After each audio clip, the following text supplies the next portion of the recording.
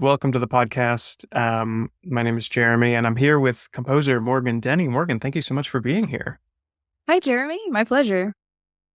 Morgan's done some work with the Fort Collins Symphony in the past, but today we are talking about The Raven. So our Spellbound Halloween concert is coming up on October 18th, and we are super excited because we're doing a brand new setting of The Raven with the Fort Collins Symphony that Morgan is writing for us.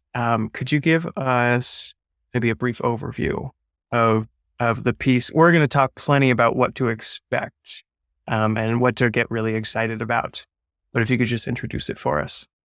Sure. The piece itself, the narrator is reading the poem straight from Poe's plume, feather pen, whatever he used. And I, in being asked to write music to go to the poem, my first thought was this poem is already very musical and it already rhymes and it's kind of square, like it already is kind of sing-songy. So to prepare for this piece, I would say it's a lot less adding music to it than it is I was trying to enhance the musicality that's already in the poem. And I go through the poem. I did not directly score it like a film score, but I did break it into 9 sections. So it's, I would say, half scored. There are parts that I want the music to directly correlate with what's being said, more or less. And I just kind of in the music try to enhance the whole story, the journey. And really, it's kind of I consider it a duet between the narrator and the orchestra. Yeah. I love that. I love that.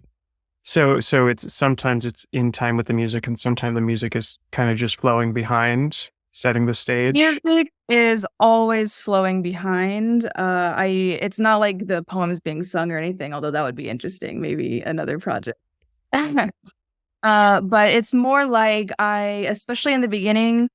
So structurally, I follow the poem a lot with the music, and especially in the beginning before the theme of the Raven has arrived, it's in 5 in the music because I wanted it to not feel as square or even as the poem itself is. To me, I kind of wrote it as I envision it as like musical fog machine. I wanted just to create that atmosphere, suspense, the tension.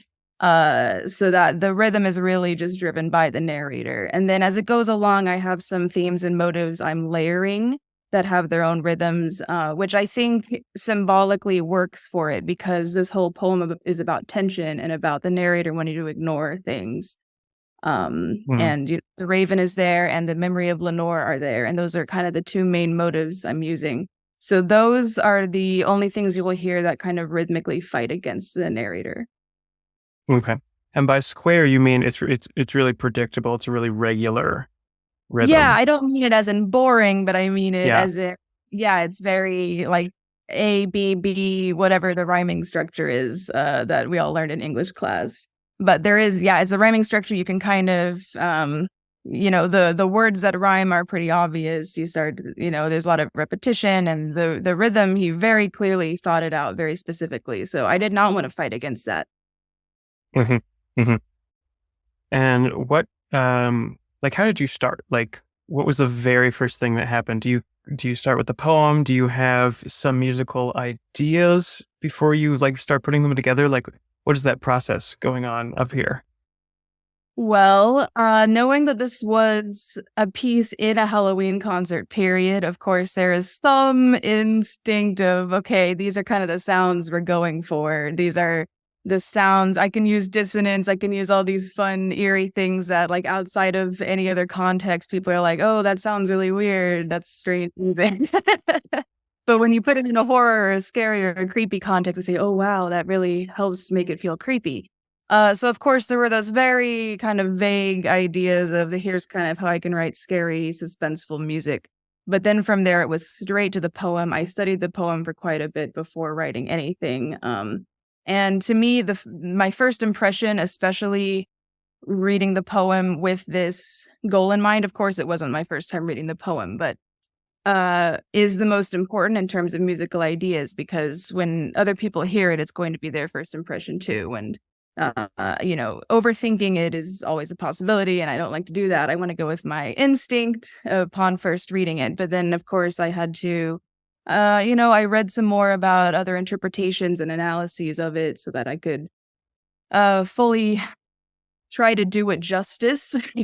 Hmm. And then from there, I made very rough outlines of where I wanted to break up the text, like where I wanted to introduce those new motives and where the theme started to change. And that just kind of, I slowly focused in from there onto the more specific motives and the more specific musical changes throughout with the text. Hmm. Yeah, we gave you a tough assignment because if it were any new piece of music is always, listened to a little differently. But one that's based on a and not just a well-known poem, like a poem that we study in middle school. Like literally everybody has has talked about the analysis of the Raven. So that's tough. Right. I really wanted to do it justice, and I'm not a literary expert or an English teacher. But I really did try to do my research. I watched the Simpsons scene that references this poem. I wanted to know everything that's already been done and just kind of take my angle on it, but not in an ignorant way. Yeah, Yeah. yeah. It's what Treehouse of Horror season 1 or something. It was one of the first Yeah. Treehouse of Horror, I think. Yeah, that sounds right. And you mentioned motives a couple times. Could you, for those that don't know, could you explain what you mean by that? And then like, what are some of the motives that you have and what did you put into them? Sure. So the concept of a motive in music is just usually a couple bars, a few seconds of something that you will hear in the music that can be repeated and passed along. Bum bum bum bum is a motive, probably the most famous motive, and you hear that used over and over again in the piece. I don't have anything that obvious, I would say, but I did want to so I have one melody that I attribute to Lenore, his lost love that he speaks of in the poem. Hmm. As the whole poem is about him fighting to remember her and not wanting to believe that he won't see her again. And so I have a motive that kind of represents her that will slowly be distorted and fades away at the end, like with her. That was pretty easy choice. It's like that's something I think everybody can grasp onto, and it's probably the most recognizable melody in the piece. Hmm. But then in addition to that, to take it very literally, but make it less obvious in the music, I thought it would be fun as kind of an Easter egg thing more, to look up recordings of ravens in nature. I found 3 or 4 different sounds. I think 4, because one is just percussive, and then 3 are like little tunes that ravens sing in nature. And I did not take them quite literally, but I was like, how can I take this and mold it into this piece and kind of layer it when the raven appears, just as like little hits of this is a raven, and it would be fun to kind of inject that musicality there, because that's one of the musical things that's not in the poem. Yeah, you're right. And bird song in music is nothing new, but I Right, I that's the other. wouldn't have expected it in this one, but that makes so much sense. Yeah, well, like I said, I didn't want it to be completely obvious. It's not like "ka, ka, ka" in the middle of the piece. You But, could ask for raven sounds and we would do it. yeah, yeah. Well, I hope somebody dresses up as a raven for this concert, but Oh, I'm sure. I wanted to do I'm it sure. tastefully in the Gothic Poe way and in a very subtle way, but if you listen for it, it's there. Oh, very cool. So we'll have to listen for it. Now, in the podcast, normally we would now pause the interview and go and I would play part of the music for you. But this piece doesn't exist yet. It hasn't been performed. So when we do it at the Halloween concert, that'll be the first time it's ever played. And for you as a composer, this is not new. You deal with this with every piece that you write. Yeah. But what is that like for you when you come to the first rehearsal and the orchestras and you're hearing it live for the first time? It is always the most exciting and terrifying experience. Absolutely. It's just par for the course where obviously I am doing everything I can to continue my inner ear, training that and making sure that what I can imagine, I can successfully write down and communicate to the performers. But there's always going to be something that is, oh, that's not quite how I pictured it. But, that to me is part of the wonder of this art form, that I don't have to micromanage everything. I get my ideas out there and then the performers can interpret it. And if I'm lucky, I can maybe tweak things if I really don't like them. But Mm. for me, it's so much fun. It's probably the most fun thing about being a composer. It's just I took this thing that was in my head, and I'm not even sure if it's going to sound the same when they play it, but it's part of the process and it's fun. Yeah, Yeah, I like to describe when I'm talking to people who aren't as familiar with music as we are, I like to describe the written music as like more of a recipe. Like this is how you do it, but everyone's going to do it in a little different way. Everyone's got different pots and pans, and people may measure flour in a little different way. So it's always fascinating, even for little details that you've been expecting one way, but then the players interpret them in a different way. Players or the absolutely. conductor. Yeah. And I'm definitely not self-important enough to think that all of my were the right ones. There are many times, it's like, oh, that's not how I imagine it, but it's better. So the happy Hmm. accident, you have to let yourself permit yourself to let that happen. Hmm. Hmm. Yeah. And I'm really, really excited to see how our narrator, who's going to be Shane Sheridan. I don't know if you saw him at last year's Halloween concert, but he is fantastic. I think he's formerly one of the Ghost Tour hosts, so he's very much into, and he'll also be telling ghost stories throughout the concert. So I'm really, really excited also to see how he interprets the poem for this performance and just in general, like how he reads as an actor, the Raven. Absolutely. I mean, the timing of the narration is also going to be a very interesting thing because it's something, again, I can't micromanage how quickly or slowly he reads this or where he pauses for suspense. So a lot of that is up to him and the orchestra, again, kind of maintaining that duet aspect. Hmm. And that was a choice you made because other composers have micromanaged that rhythm, but you decided to let him be more him. Correct. Yeah, I it was tempting, I won't lie. It was tempting to micromanage it, but yeah, it's just adding another layer of suspense to the piece.